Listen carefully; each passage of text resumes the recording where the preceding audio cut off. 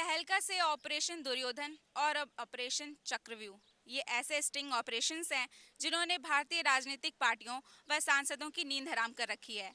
कई बड़े राज्य मंत्रियों व सांसदों पर अंजाम दिए गए इन स्टिंग ऑपरेशन से भारतीय जनता की कितनी भलाई होती है, आइए इस बारे में अपनी भारतीय युवा जनता की राय जानें।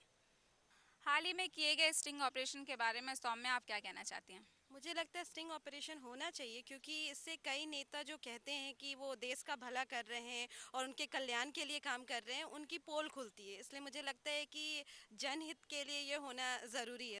मेरे हिसाब से ऐसा नहीं होना चाहिए, क्योंकि अगर ऐसा चलता रहा तो सरकार कैसे चलेगी और जो मंत्रियों के काम अधूरे पड़े हैं वे अधूरे ही पड़े रहेंगे। मेरे ख्याल से अगर सही है, जहाँ तक भ्रष्टाचार वगैरह उजागर करने की बात है देश के नेताओं के बारे में, लेकिन ये बिल्कुल गलत है। अगर किसी के प्राइवेसी में इंटरफेयर किया जाता है तो इस हिसाब से मैं कहूँगा कि स्टिंग ऑपरेशन कुछ हद तक सही है, लेकिन बिल्कुल हमेशा इसे एक ट्रेडिशन नहीं बना लेना चाहिए, ट्रेंड नहीं बनाना चाहिए कि सभी चैनल को मैंडेटरी है कि करना ही करना होगा। इन स्टिंग ऑपरेशन से इस बात का खुलासा हुआ है कि हमारे राजनेता व संसद छोटे बड़े कामों के लिए पैसे लेते हैं।